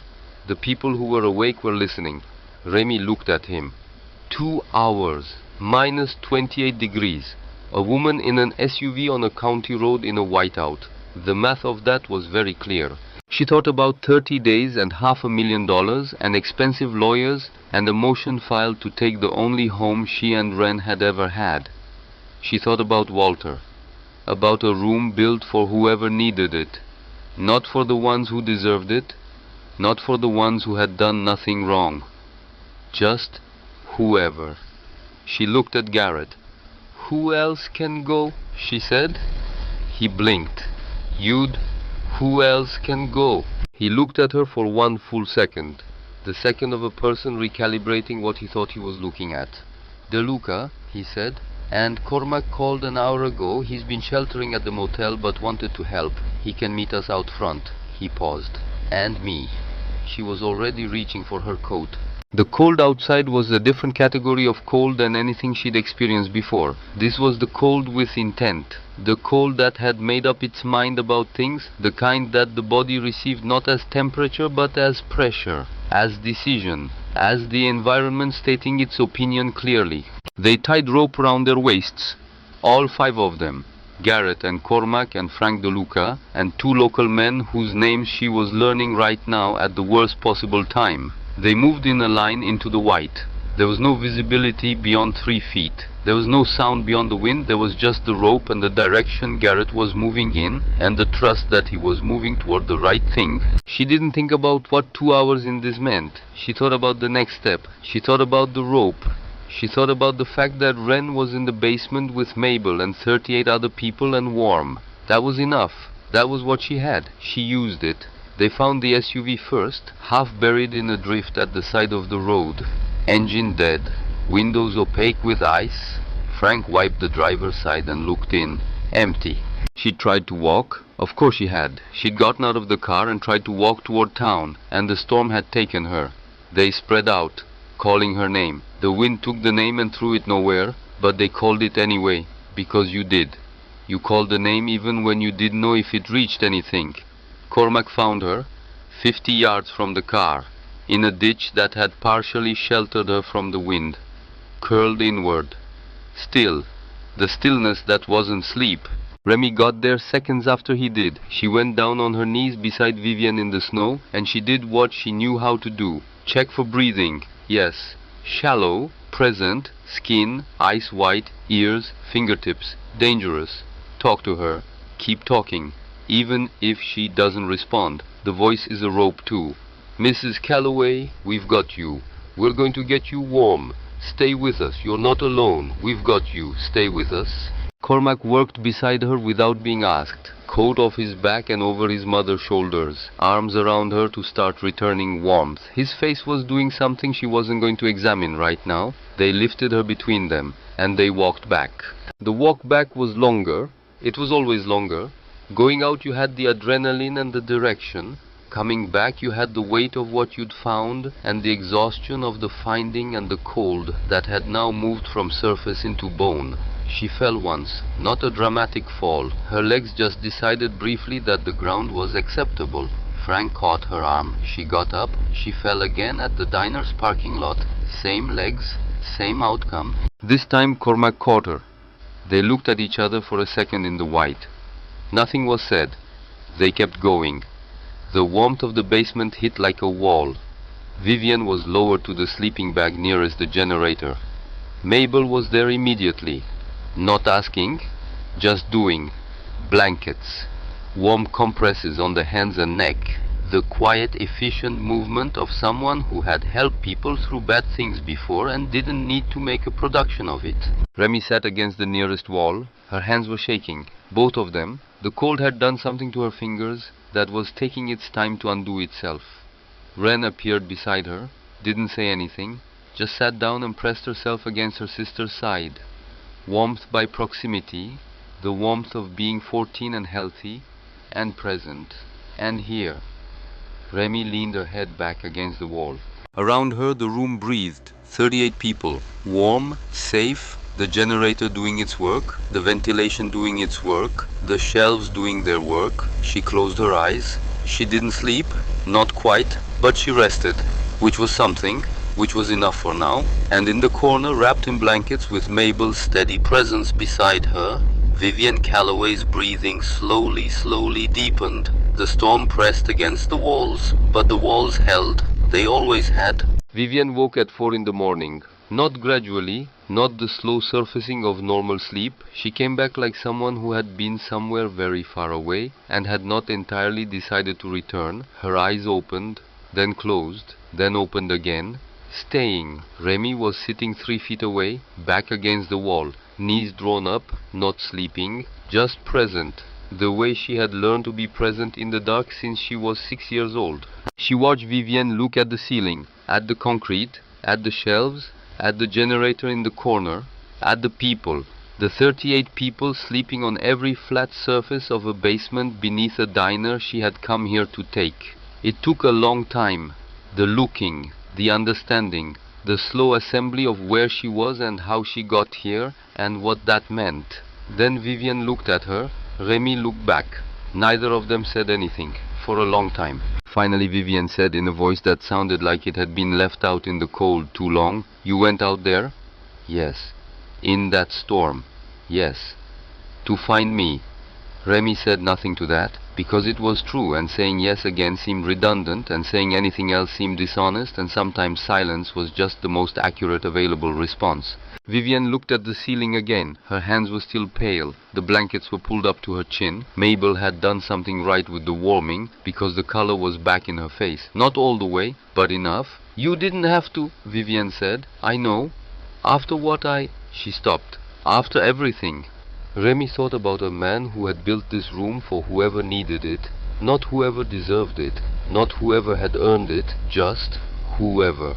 "Your grandfather didn't build this place with conditions," Remy said. "He didn't build it for people who had done nothing wrong or people who had made the right choices. He built it because he believed that what people needed in a bad moment wasn't a judgment about how they got there." Vivian's jaw tightened, just slightly.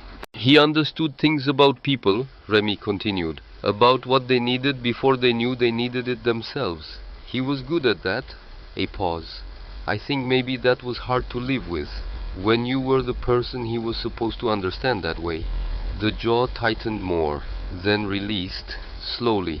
"He loved the diner more than he loved us," Vivian said. Low, old, the kind of sentence that had been living in someone's chest for 30 years. "I don't think that's true."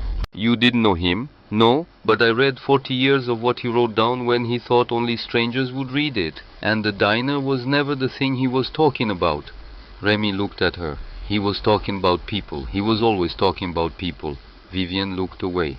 Cormac was awake. He'd been awake, she thought, for most of this. He was sitting near the stairs, his coat still damp, his face doing the careful neutral of someone who wanted very much to say something and had decided the moment wasn't his. Smart! She was beginning to think Cormac was quite smart. It was Cormac who read the letter. He'd been carrying it for 2 weeks. He told her that later. Carrying it and waiting. Not sure when the right moment was. Not sure if the right moment would come. But then he looked at his mother. In the blankets. In the basement. Alive. And he unfolded it. "Grandfather wrote this for you," he said. "He gave it to me. He said I would know when." Vivian looked at the paper in his hands. She didn't reach for it. She just watched. He read. "Vivian, if you're reading this, then I'm gone. And you're probably doing exactly what I hoped you wouldn't do. Fighting over the diner. Trying to take what I left for someone else. I know you're angry. You have been for a long time. Not just about this, about all of it. About the years when I worked 16 hours a day and came home too tired to ask how you were. About the years after your mother stopped speaking to me and I let the silence sit there because I didn't know how to fix it. About the fact that I built a bunker for strangers before I ever built anything for you. You weren't wrong to be angry. I was better at feeding people I didn't know than at feeding the people I did. That's a terrible thing to be. I spent the last years of my life trying to understand why. And the closest I ever got was this: the strangers didn't need me to be anything other than capable. The people I loved needed me to be something I hadn't figured out how to be yet. I'm sorry. I'm sorry I didn't say it when you could still argue with me about it. I'm sorry I didn't say it when your mother was alive and might have heard it too. I'm sorry that I got better at things too late for it to matter to the people who deserved it most. The property is not a judgment of your worth. I need you to understand that. It is not a message about who I loved more or who deserved more. It's just the recognition that some things are better given to need than to blood. You have been provided for, in other ways, in the ways I was able. This was the one thing I had left to give that could only go to someone who had nothing else. There's a girl, or there will be. She is Savannah's daughter. She and her sister have spent their lives without anything I was able to give to you by simply being alive. A grandfather who showed up, a family that remembered them. She doesn't know me, but I know her. I've known her since the day I hired her mother and watched her become someone who believed she was worth something. She got that from somewhere. I like to think I helped. Let her have this one thing. With love, always, your grandfather. The room was very quiet when Cormac finished. The generator, the breathing of sleeping people, the storm outside which had lessened, which had been going on for a long time and was beginning to tire of itself. Vivian had her eyes closed. Cormac folded the letter, set it on the blanket beside her. Didn't say anything. Vivian opened her eyes. He found them, she said, not to anyone in particular, to the ceiling, to whatever version of her grandfather she carried around inside her. After all those years, he actually found them. In a manner of speaking, Cormac said quietly. They found him. Vivian looked at Remy then. A different look than any of the looks before. Not the polished assessment of a woman who had spent decades being the most important person in the room. Not the calculation of someone working the angles. Something older. Something that had been under all of that for a very long time. He talked about her, she said. Savannah. I heard the name when I was young. I didn't know who she was. My mother changed the subject whenever he brought it up. A pause. I didn't know. What would you have done? Remy said. Not unkind, just the question that was there. Vivian didn't answer immediately. I don't know, she said finally, and it was honest. The most honest thing she'd said since she'd stepped out of that SUV in her expensive shoes. I genuinely don't know. Which was something. Not everything, but something. Morning came slow, the kind of morning that arrived after a storm. Careful, tentative, like it was checking first to make sure the storm was actually finished. Light came through the ventilation slots near the ceiling, grey at first, then pale gold, then the particular quality of winter sunlight after snow, when the whole world was a mirror and everything bounced and you had to squint just to look at anything. People woke up in stages. Children first, because children always, then the adults. The specific morning sounds of 38 people in a basement rustling sleeping bags and murmured voices, and the DeLuca baby somewhere above them, who had apparently decided that 6 a.m. was an appropriate time to announce her existence to the world. Miss DeLuca said she's got opinions. Several people laughed. And something in the room shifted with that laughter, the specific shift of people who had been through something together and were now on the other side of it and could feel the other side of it. The shift that turned the crisis into a story, that turned a group of strangers into people who would nod at each other on Main Street for the rest of their lives. Mabel made coffee on every portable stove simultaneously, which was 6 stoves, which produced a quantity of coffee that was slightly staggering but entirely welcome. She handed it out without asking how people took it. She just knew. After 15 years behind that counter upstairs, she knew how the town took its coffee. Ren helped her, moving through the room with mugs like she'd been doing it all her life, which she hadn't, but she had that quality, the quality Mabel kept telling her she had. The quality of making people feel expected, received, like their presence was something she'd been looking forward to, like someone else Remy could think of. Garrett Hale was the one who checked the road. He came back down the stairs, stamping snow from his boots, with the report of someone who'd spent the night in a government vehicle and was choosing not to make a thing of it. "Roads are passable," he said. "Snowplows came through about an hour ago. County road is single lane but moving." The room received this with the quiet relief of people who had somewhere else to be and were now able to go there. One by one they went, not fast, not in a rush. Each person found Remy before they left, shook her hand or squeezed her arm, or in one case Sylvia, the 74-year-old with the arthritis, pulled her into a hug that was several times more powerful than her size suggested. "He would be so proud," Sylvia said into her shoulder. The Martinez family. The 2 sisters whose names both started with B. Frank DeLuca and his wife and the baby who had opinions. Margaret and Carol and the young couple from above the feed store whose furnace was going to get a very serious conversation with their landlord. Each one left something, not always words, sometimes just a look, the particular look that said, "We see you now, we see who you are." Vivienne left last. She was steadier. The color was back. Cormac hovered nearby in the specific way of children of difficult parents who had spent their lives doing the geometry of proximity, close enough to help, far enough to not presume. She stood in the middle of the basement and looked at the shelves, at the inventory, at the generator, at the 40 years of preparation that had spent one night being exactly what it was always supposed to be. "He never told me," she said, "what was down here. I didn't know this existed." "He didn't tell a lot of people," Ray said. "He said it would change things if people knew. They'd treat it like an asset instead of a possibility." Vivian looked at Ray. "You knew for 30 years. You kept his secret."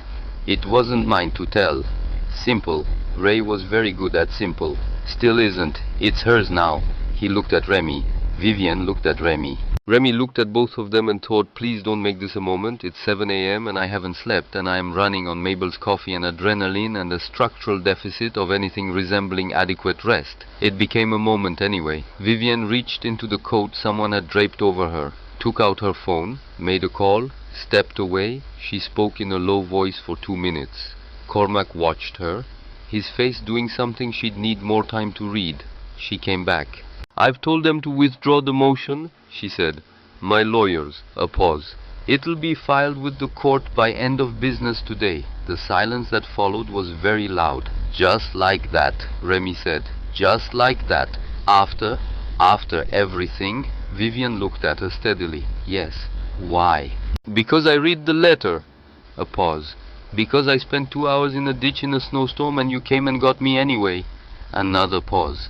"And because I sat in that car while it died, and I understood finally what family legacy actually meant to Walter." She stopped. "It wasn't the land. It was never the land." Remy looked at her. Vivian looked back. "I'm not going to pretend," Vivian said, "that this is a transformation, that I suddenly understand everything.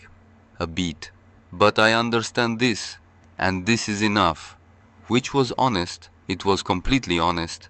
And Remy, who had spent 17 years sorting honest from not honest with the precision of someone whose survival had depended on it, knew it. "Okay," she said. "Okay, okay." Cormac made a sound, not a laugh. Something adjacent to one, the sound of someone who had been very tense for a very long time and had felt something release that they thought was permanent. Vivian looked at him, one long look. Then she looked at Remy again. "Take care of it," she said. "He spent 40 years on it." "I know. I'm aware you know." For 1 second, just one, something crossed Vivian's face that wasn't polished or calculated or strategic. Something that was just a woman thinking about her grandfather. "He was impossible," she said, "and he was extraordinary. And I spent 30 years being too angry to see both at once." She put her coat on. Cormac took her arm. They climbed the stairs. The hatch settled behind them. And then it was just Remy and Ren and Ray and Mabel and the generator and the shelves and 40 years of preparation that had done exactly what it was built to do. Remy sat down on the floor. Ren sat beside her. They didn't say anything for a while. The box appeared 3 days later. Ray brought it. He came in on a Tuesday morning, same as always, but this time there was no paper grocery bag, just the box, wooden, approximately the size of a shoebox, a brass latch gone green at the edges. He set it on the counter and stood back and looked at it the way people looked at things they'd been carrying for a long time and were finally setting down. "He gave me this 18 months ago, Ray said. "The last time I saw him in good health. He told me to keep it until the right person showed up." He looked at Remy. "He told me I'd know." "Did you?" "The minute I saw your face in that parking lot." A pause. "I knew before you said her name." The latch opened easily. More easily than she expected. Like it had been maintained. Like someone had oiled it because they believed it would eventually be used. Inside, photographs. A stack of them. Various sizes. Some black and white, some early color from the 70s and 80s. She lifted the top one. Savannah. Not one photo. Many. A whole small archive of a person she had lost at 6 years old and spent 11 years carrying as a single image. Here was her mother laughing at something outside the frame. Here was her mother with her sleeves pushed up and flour on her cheek. Here was her mother in a booth with a cup of coffee, early morning light, the kind of photo that meant nobody had asked her to sit there for a picture. Someone had just taken it, while she existed. Here was her mother young. Here was her mother full of whatever she was full of before the years and the choices and the rainy November night. Here was who she had been. Ren appeared at her shoulder. Remy heard her sharp intake of breath. Then silence. The silence of Ren doing what Ren did, which was process things with her whole body before she processed them with words. "That's Mom," Ren said. "Yeah. She looks like you. She looks like us." Ren reached past her and carefully lifted one of the photos. Their mother, in the small room, the second floor room, sitting on the edge of the cot, looking out the window at whatever the Montana mountains look like in summer 2006, not posed, just sitting. Someone had caught her in the middle of being alive. "He kept all of these," Ren said. "He kept everything." Beneath the photographs, letters. Walter's handwriting, which Remy knew now as well as she knew any handwriting she'd seen in her life. Notes to himself mostly. About Savannah, about what she'd been like, about the things she'd done and said. A record. The way someone made a record of a person when they were afraid of forgetting. She's the kind of person, he had written, in one who makes a room feel larger just by being in it. "I have employed a great many people in this building. I have never employed anyone like her." Beneath the letters, an envelope. "For my girls." His handwriting. The words "for my girls" in the same careful, deliberate script. My girls. Not Savannah's daughters, not the heirs, not the buyers of the property. His girls. She held it for a moment. Just held it. Ren's hand found hers. Small. Warm. The hand of a 14-year-old who had walked 2,000 miles beside her and breathed carefully in both stations and never once said, "I'm scared," or "This is too hard," or "Maybe we should go back." Because there was no back. There had never been a back. Only forward. Only the next step. Only this. She opened the envelope. "Dear Waverly and Ren, If you're reading this, then it worked. I don't know how you got here. I don't know what it cost you. I suspect it cost more than anyone should ask of two people your age, and I'm sorry for that. I'm sorry that the circumstances of your lives made this kind of journey necessary. I'm sorry I couldn't reach you another way, but I'm glad you're here. Your mother came to Ridgemont in the summer of 2006. She was 19 years old and she had nothing but herself, which turned out to be more than enough.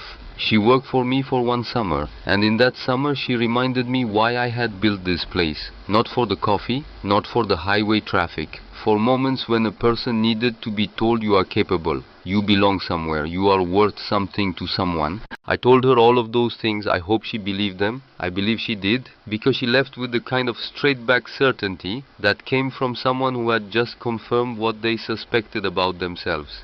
I did not know she was going to have children. I would have looked sooner.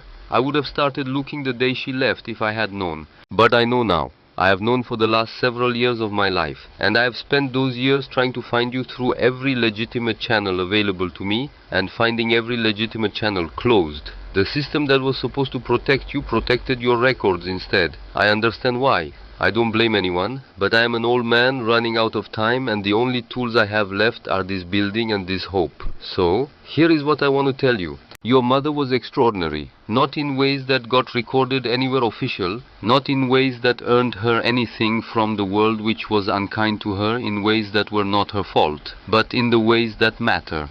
She was kind without being soft. She was generous without being reckless. She made everyone she encountered feel like they'd been expected. You are her daughters, which means you carry all of that, even if nobody ever told you. This diner is yours, not because I'm giving it to you, because you earned it. You found your way here against odds that should have made this impossible. You showed up. That's the thing. You showed up. Take care of it. Take care of each other. Take care of anyone who comes through that door the way they need to be taken care of. And know this, even if you know nothing else, someone loved your mother, truly loved her the way you loved someone who showed you what people were capable of being. And that person spent every remaining year of his life trying to make sure her children had a floor to stand on. Welcome home, Waverly. Welcome home, Wren. With everything I have, Walter Calloway. Remy read it twice. She read it until the words stopped being words and started being something that lived in the chest, alongside grief and joy and gratitude and the specific ache of being loved by someone you never got to meet. Wren was crying. Not quietly, not in the contained, practiced way of someone managing their emotions in front of other people. Just crying. The full-faced, unguarded crying of a 14-year-old who had been very brave for a very long time and had just been given permission to stop. Remy put her arm around her. They sat at the counter of the Ridgemont diner and they cried together. Mabel and Ray stood at a respectful distance near the coffee machine and said absolutely nothing, which was exactly the right thing to say. After a while, Wren lifted her head, looked at Remy. "We won," she said. Quiet, like it was something too big to say loudly. Remy looked at her, at the letter in her hands, at the photograph spread across the counter, at her mother young and laughing in a room that was theirs now. "Yeah," she said, "we did." Then came the work, the real work, the months of it, which was unglamorous and specific and frequently involved Remy learning things she had never had reason to learn before. Nobody taught you to maintain a 40-year-old restaurant-grade griddle when you were in the foster care system. Nobody taught you commercial plumbing or roof repair or the particular skill of reading an old building's moods. But Mabel knew, and Ray knew, and Frank DeLuca, who it turned out had a brother who was a contractor, knew a great many practical things he was willing to share over coffee. And Cormac, who appeared every few weeks from wherever he was living, showed up with tools and time and the willingness to learn whatever Remy was currently learning. He didn't offer money. He was smart enough to understand that offering money was the wrong offer. Wren managed the inventory. This was discovered by accident when Remy found her one evening with a notebook and the entire basement reorganized by a system of her own devising that was better than the one Walter had left, more intuitive, more responsive to what they'd actually needed during the storm versus what Walter had theorized they'd need. He prepared for a lot of things, Wren said, but he'd never actually had 38 people in here. Fair point. I updated the list. I can see that. The categories were good, but the proportions were off. Wren, what? You're 14. She looked up, and Remy looked at her, at the notebook, at the revised inventory in her careful handwriting. Nothing, she said. Never mind. The hearing 3 weeks later was brief. Vivian's lawyers filed the withdrawal. Danielle presented the documentation. The judge reviewed it, made a note, looked at Remy over her reading glasses. "You're keeping the property?" "Yes, Your Honor." "You understand the scope of what that means, the maintenance, the responsibilities?" "Yes, Your Honor." The judge looked at her for a moment, not assessing, something else, something that in a different context might have been called recognizing. "Case closed," she said, and that was that. The neon sign came back on during the first week of spring. Not all at once, one letter at a time, which was how electrical restoration worked on all systems apparently. The R, then the I, each one flickering, testing, settling, each one adding to what was being assembled letter by letter in the April evening. Ridgemont Diner, all of it, finally, glowing against the mountain dark, open 24 hours. The 24 hours part she had asked the electrician to restore last, specifically, because she remembered standing in the parking lot that first evening and looking at the board nailed over those words and understanding what they meant. That this place had once been open for everyone at every hour. That someone had believed in that enough to promise it. She wanted to make that promise again. They opened on a Saturday in May.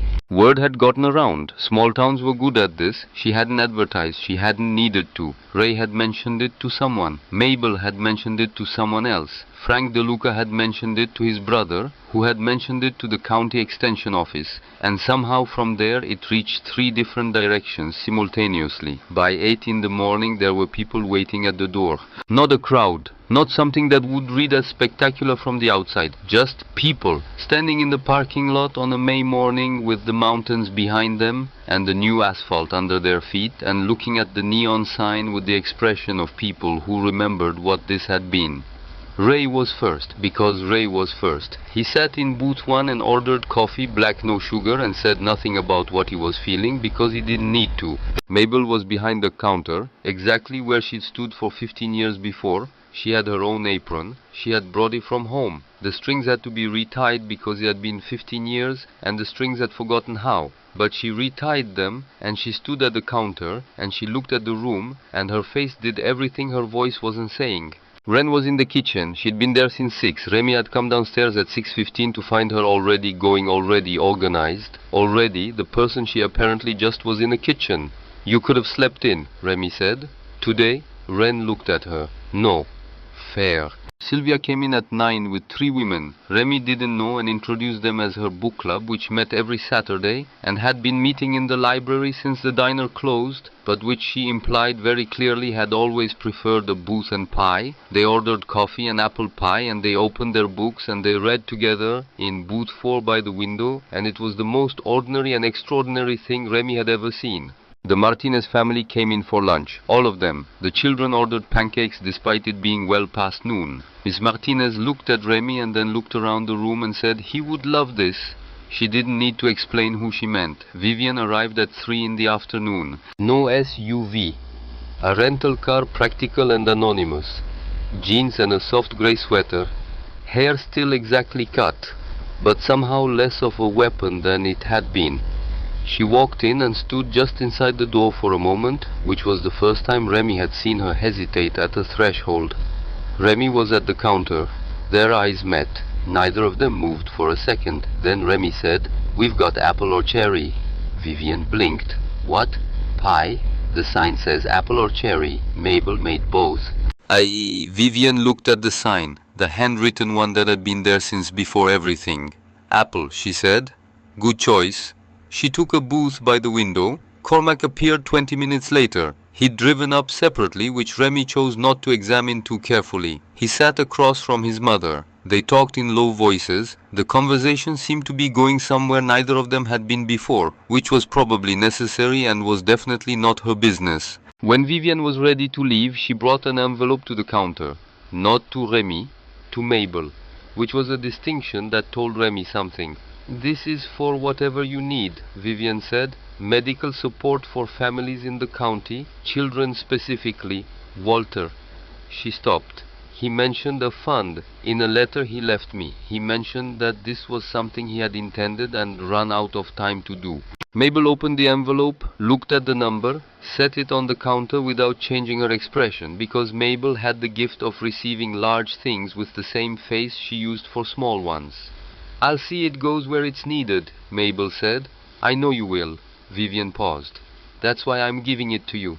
She looked at the diner one more time, at the counter and the booths and the sign and the people and the light coming in through windows that Remy and Ren had cleaned with vinegar and old newspaper in their first week here. Something moved across her face. She didn't name it, neither did anyone else. She left. Cormac stayed for coffee. He sat at the counter. Ren brought him a slice of cherry pie he hadn't asked for. "It's the first piece," she told him. "I wanted to see if the filling set right." "Did it?" "You tell me." He ate a bite, considered it with the gravity of someone who understood they were being tested. "Perfect," he said. Ren looked at Remy, a look that said he passed. Remy returned a look that said, "Please do not make this a thing." Ren returned a look that said, "I'm 14, not blind." Cormac looked between them. "Is something happening?" "No," they said together. He went back to his coffee. That evening, after the last table had been cleared and the sign was still glowing in the dark, and Ren was in the kitchen, humming something to herself while she prepped for Sunday morning, Remy found the thing. She'd been putting it up for weeks.